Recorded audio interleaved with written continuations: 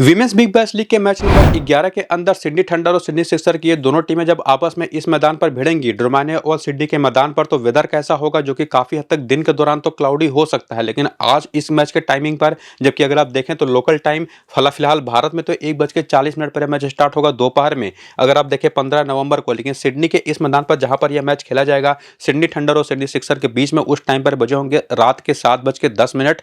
जबकि जनरली अगर आसमान साफ होता है तो उस टाइम पर वहां पर उजाला भी होता है, लेकिन मैच के आगे बढ़ने के साथ साथ सेकंड इनिंग के दौरान खास करके फ्लड लाइट्स भी वहां पर जल जाती हैं। लेकिन पिच रिपोर्ट के लिए अगर आप जाकर के पिछले कुछ मैचेस का डेटा इस मुकाबले का देखने की कोशिश करें तो पिछले 4 में से 3 बार बैटिंग सेकंड करने वाली टीम यहां पर जीती है, जहां पर 165 का स्कोर चेज हुआ है, 126 का स्कोर चेज हुआ है 6 विकेट से, 108 का स्कोर भी चेज हुआ है, लेकिन 128 का स्कोर एक बार डिफेंड भी हुआ है, जो कि निश्चित तौर पर बारिश से प्रभावित एक मैच था जहां पर डकवर्थ लुईस का नियम लगा और उस स्कोर को जो यहां पर एसीटी की टीम है वो चेज नहीं कर पाई। तो इस मैच को तो आप एक अपवाद मान करके चल सकते हैं कि अगर बारिश की बाधा पड़ती है तो निश्चित तौर पर इस तरीके का रिजल्ट यहां पर आता है। लेकिन खास करके रात के मैचेस हो या दिन के मैचेस हो, ये एक ऐसा मैदान है ना, चूंकि अगर आप देखें तो बाकी 3 में से एक मैच तो रात का है जहां पर 108 का स्कोर चेज हो गया है।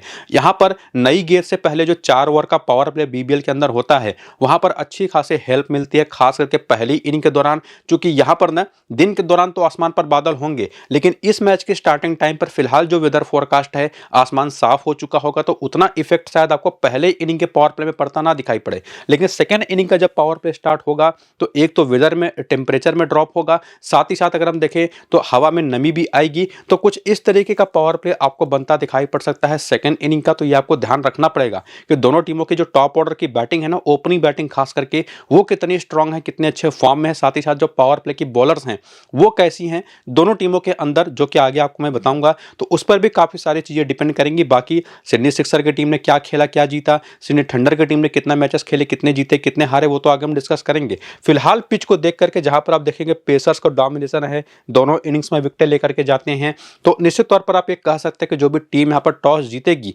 वो पहले फील्डिंग करने जाएगी इन रिजल्ट्स के हिसाब से। लेकिन चूंकि आज के दिन में ना 2 मुकाबले सेम मैदान पर हैं, सेम पिच पर भी होंगे, तो हो सकता है कि कंडीशंस को देखते हुए कोई भी टीम यहां पर जो टॉस जीते इन आंकड़ों को इग्नोर करके पहले बैटिंग भी करने चली जाए। तो ये चीज हमको देखनी काफी इंपॉर्टेंट रहेगी कि उस टाइम पर वेदर कैसा है और टॉस जीतने के बाद दोनों टीमों में से जो भी टीम टॉस जीतेगी वो फैसला क्या करती है, और पिच भी हमको देखना पड़ेगा। तो वो सारे जो फैसले या पिच के अपडेट होंगे, वेदर का जो अपडेट होगा, वो आपको मैं टेलीग्राम और व्हाट्सएप पर बनाऊंगा, तो देखिएगा जरूर। सिर्फ आपको डेटा पर नहीं जाना है, और फाइनल टीम भी अपनी टेलीग्राम व्हाट्सएप पर दूंगा, तो जाकर के ज्वाइन कर दीजिएगा। लिंक आपको इसी वीडियो के डिस्क्रिप्शन में और कमेंट बॉक्स में पिन किया हुआ कमेंट है वहां पर देखने को मिल जाएगा। तो टेलीग्राम और व्हाट्सएप को ज्वाइन करिए। और फिलहाल देखिए ये है प्लेइंग 11 और बैटिंग ऑर्डर और सिडनी थंडर की टीम का, जो पिछले मैच अभी खेली थी इस मैच में भी खेल सकती है, जहां पर जॉर्जिया वॉल, तालिया विल्सन ओपन करते हैं जो विकेट कीपिंग भी करती हैं।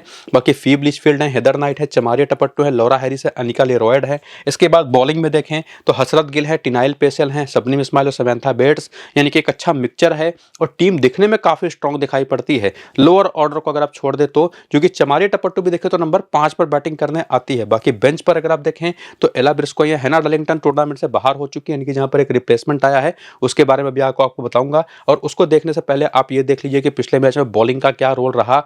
बॉलर जो बेसिकली इसमें से Shabnam Ismail, Samantha Bates, Georgia Wall ने भी 4 ओवर कर दिए थे पिछले मैच में, और बाकी चमारिया टपट्टू तो 3 से 4 ओवर करती ही हैं, और बाकी टिनाइल पेसेल से 2 ओवर कराए गए, हसरत गिल से 2 ओवर कराया गया। तो कौन कितना इंपॉर्टेंट है एज ए बॉलर, वो किस किस ओवर में आकर के बॉलिंग करता दिखाई पड़ा या पड़ी पिछले वाले मैच के दौरान, वो सारा डेटा आपके सामने यहाँ पर है। उसके बाद करियर के आंकड़े भी देखना चाहे तो वो भी देख सकते हैं कि ये जो सिडनी थंडर के प्लेयर्स हैं ये जब आज के इस मैच में उतरेंगी तो WBBL के पहले इनका T20 में क्या एक्सपीरियंस था। चूंकि एक जो आपको मैंने पीछे बताया ना कि हैना डार्लिंगटन वो टूर्नामेंट से बाहर हो चुकी है, तो उनकी जहां पर एक रिप्लेसमेंट जो आया है अलेक्जेंड्रा मैवरोस का, जो कि एक राइट आर्म फास्ट बॉलर हैं, 3 T20 मुकाबले खेल चुके हैं, 6 विकेट ये ले चुके हैं, अच्छी पेस है इनके पास। और बाकी प्लेयरों का भी उसी तरीके से सारा वो डेटा कि कितने मैचेस खेले, कितने रन बनाए, बैटिंग एवरेज क्या रहा, वो बैटिंग एवरेज इनिंग के हिसाब से क्या रहा, वो सारी चीजें आप यहाँ पर देख सकते हैं, जिसमें कोई बहुत बड़ा डिफरेंस आपको इनिंग वाइज डेटा के हिसाब से पता नहीं चलेगा, लेकिन फिर भी प्लेयर्स का एक्सपीरियंस तो आप यहाँ से देख ही सकते हैं।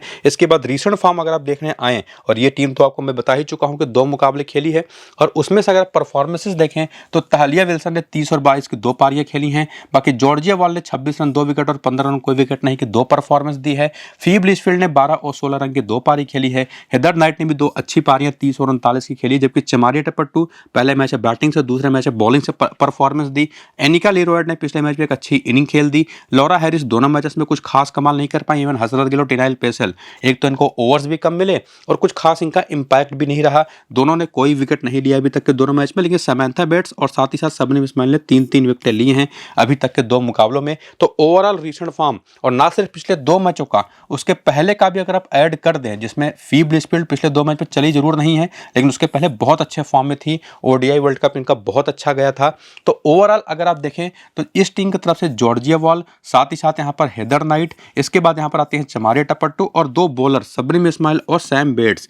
ये ना सिर्फ अपनी परफॉर्मेंस के बेसिस पर, पास्ट फॉर्म के बेसिस पर भी 5 सबसे इंपॉर्टेंट नाम इस टीम की तरफ से निकल करके आती है, जिसमें फी ब्लिचफील्ड है, तहलिया विल्सन है, 2 ऐसी प्लेयर जिनको निश्चित तौर पर अगर आप थोड़ा सा रिस्क लें और किसी एक प्लेयर को ड्रॉप करें जो बड़े नाम हैं, जैसे हेदर नाइट को या तहलिया विल्सन को, जॉर्जिया वॉल को, तो आप इन दोनों में से किसी एक को ट्राई कर सकते हैं। यानी कि ऑप्शंस तो आपके पास भर भर के हैं इस टीम की तरफ से भी, 5 से 7 इवन 8 ऑप्शन हैं जिनको आप अपनी टीम में इंक्लूड कर सकते हैं। लेकिन निश्चित तौर पर परफॉर्मेंस उतनी अच्छी ओवरऑल एज ए टीम इनकी रही नहीं है। लेकिन फिर भी अगर आप आगे हेड टू हेड का डेटा देखें और उससे भी कुछ चीजें समझने की कोशिश करें कि कौन सी वो प्लेयर है जिनको आप ड्रॉप भी कर सकते हैं, जिनको मैंने सबसे इंपॉर्टेंट बनाया, तो तहलिया विल्सन के आंकड़े देखें तो बहुत अच्छे तो है नहीं। 8 मैच में 24 का एवरेज है। जॉर्जिया वॉल के भी 11 मैच 258 रन 26 का एवरेज है, लेकिन 4 विकेट है। और इनके साथ वही एडवांटेज है इनकी बॉलिंग का, और प्लस बैटिंग तो ये करती हैं। और बाकी देखें तो फी ब्लिचफील्ड के आंकड़े बहुत अच्छे हैं। 10 मैच 278 रन 31 का एवरेज, और उसके बाद हेदर नाइट के 14 मैच 323 रन 25 का एवरेज है। विकेट को भूल जाइए,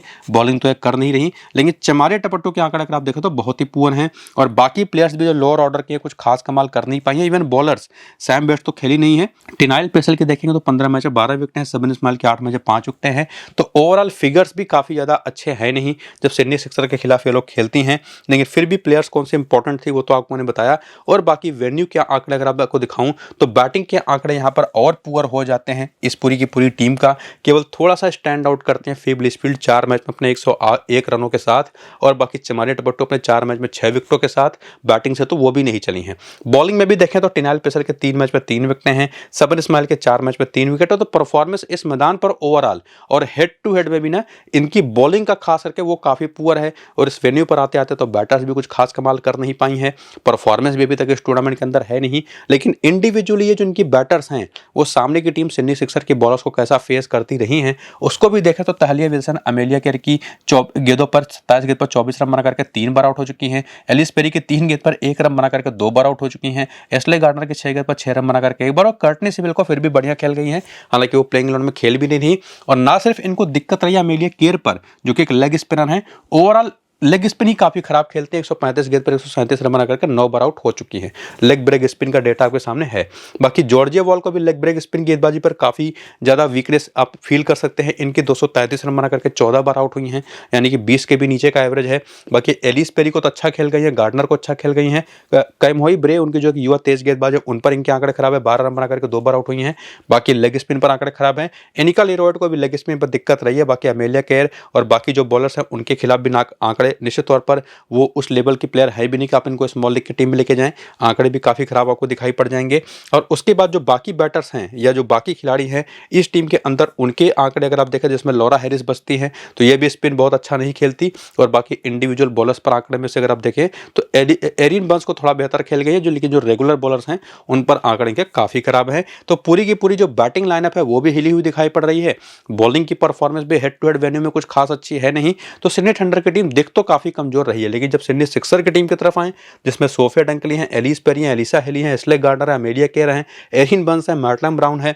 और उसके बाद बॉलिंग में देखा तो मैटिल्डा कार्मिकेल तो एक बैटर है बेसिकली, इंग्लैंड की मैडी विलियर्स हैं, कॉइम है, ब्रे हैं, लॉरेंस चीटन है। तो बॉलिंग को अगर आप इनकी छोड़ दें, उसमें मेन बॉलर्स की बात मैं केवल कर रहा हूं, लेकिन जो ऑलराउंडर्स हैं या जो बैटर्स हैं इंटरनेशनल लेवल की अपनी अपनी टीमों की जो प्लेयर्स हैं, तो दिखने में ये टीम काफी तगड़ी और स्ट्रांग, हालांकि ये चीज आप सिडनी थंडर के लिए भी कहेंगे, दिखने में काफी स्ट्रांग टीम है, लेकिन परफॉर्मेंस या नंबर ऑप्शन को निश्चित तौर पर फेवर नहीं करते। बाकी ये सिडनी सिक्सर की बॉलर्स, जिसमें ब्रे ने पिछले वाले मैच में 3 ओवर करे थे और पहले मैच में उनसे ओवर कराया नहीं गया था। बाकी अमेलिया केयर ने केवल 2 ओवर किया था, एलिस पेरी ने केवल 1 ओवर करा था। लेकिन ध्यान रखिएगा, अमेलिया केयर आज बहुत इंपॉर्टेंट है।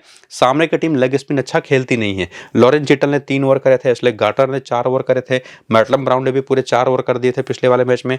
बाकी करियर का डेटा तो आपके सामने हमेशा की तरह है, इसको आप वीडियो को रोक करके जरूर देखिएगा। रिसेंट फॉर्म के आंकड़े अगर आप देखें तो वो भी आपके सामने है, जिसमें सोफिया डंकली पहले मैच में तो शानदार काम किया, दूसरे मैच में नहीं चली, लेकिन एलिस पेरी ने दोनों मैच में ओवरऑल काफी तगड़ी परफॉर्मेंस दी और वैसे भी one of the safest option इस टीम की ये है भी, जिसमें एलिसा हेली को भी आप इंक्लूड कर सकते हैं, जिन्होंने चोट के बाद वापसी करी, 37 रन बनाया। इसके पहले इनका वर्ल्ड कप भी बहुत अच्छा गया था।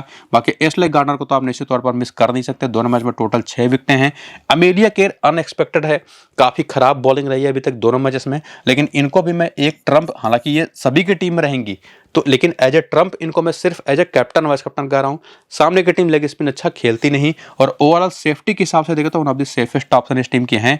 बाकी प्लेयर जो हैं, जिसमें मैटलम ब्राउन को बॉलिंग तो काफी मिल रही है, परफॉर्मेंस लेकिन उतनी आई नहीं है। बैटिंग से 29 रन पिछले मैच में बनाए, ये एक एक्चुअल ट्रम्प ऑप्शन होंगी। बाकी मैडी विलियर्स को कुछ खास मौके अभी तक मिले नहीं है बैटिंग बॉलिंग के। कॉमोई ब्रे ने पिछले मैच में 2 विकेट जरूर लिया पहले मैच में, लेकिन बॉलिंग इन्होंने की नहीं थी। लॉरेन जेटल ने दोनों मैच में 1-1 विकेट लिया, तो ये 2 इनकी पेसर्स है जो कि काफी सेफर फील आपको कराएंगी। अगर आप डेटा के बेसिस पर इनको पिक करने जाएं तो ओवरऑल 6 तो बेस्ट ऑप्शन इस टीम की तरफ से दिखाई पड़ ही रही हैं, जिनको अपनी टीम आप लेके जा पाएं। बाकी हेड टू हेड के बेसिस पर आएंगे तो सोफिया डंकली वहीं से बाहर होती हैं, लेकिन वहीं पर एलिस पेरी के आंकड़े आपको शानदार दिखाई पड़ेंगे, एलिसा हेली के आंकड़े ठीक ठाक दिखाई पड़ेंगे।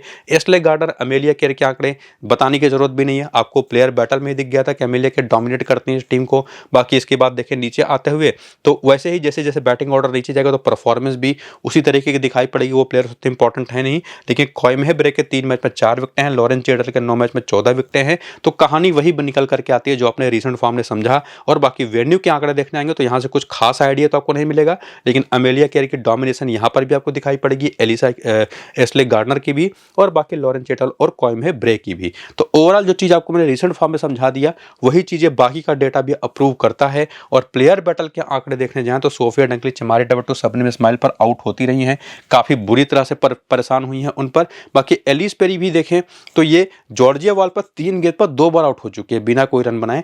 बाकी चमारी टपट्टू पर 1 बार, दोनों के दोनों ऑफ स्पिनर्स हैं तो ऑफ स्पिन पर इनकी एक दिक्कत रही है। सबनी इस्माइल ने भी इनको परेशान किया, टिनाल पेसल पर 3 बार आउट हुई हैं लेकिन रन बना करके। एलिसा हेली के आंकड़े आप देख सकते हैं, हेना डार्लिंगटन तो फिलहाल बाहर ही हैं, केवल इनको सबनी इस्माइल पर थोड़ी सी दिक्कत रही है। इसके बाद अमेलिया केयर, एशले गार्डनर और एरिन बर्न्स के भी आंकड़े अगर आप देखेंगे तो एक कॉमन चीज आपको दिखाई पड़ेगी, ऑफ स्पिन के खिलाफ कमजोरी इस टीम की, और प्लस उसमें लेग स्पिन तो आप ऐड कर ही सकते हैं। तो ओवरऑल कंक्लूजन जो बनता है उसमें यही निकल करके आता है सारे डेटा को देखने के बाद कि दोनों टीमें, जिसमें सिडनी थंडर की टीम लेग स्पिन के खिलाफ, सिडनी सिक्सर की टीम स्पेसिफिकली ऑफ स्पिन के खिलाफ कमजोर है। ओवरऑल स्पिन तो काम करेगी दोनों टीमों के खिलाफ, लेकिन काफी हद तक सिडनी सिक्सर की टीम फेवरेट दिखाई पड़ रही है। तो ये चीज आपको ध्यान में रखना है। बाकी जो भी वेदर अपडेट होगा, टॉस के बाद का अपडेट होगा, पिच के बारे में जो जानकारी होगी और मेरी अपनी जो फाइनल टीम होगी, वो सब कुछ आपको अपने टेलीग्राम और व्हाट्सएप पर दूंगा, तो वहां पर जाके ज्वाइन जरूर हो जाइएगा। लिंक आपको डिस्क्रिप्शन में और पिन कमेंट में मिल जाएगा। बाकी वीडियो शुरू से अंत तक पूरा देखिए, वो सबसे इंपॉर्टेंट है, और खुद से टीम बनाने की कोशिश करिए, उससे भी ज्यादा इंपॉर्टेंट है। फिलहाल इस वीडियो को यहीं पर करने की खत्म, चलते हैं, नमस्कार।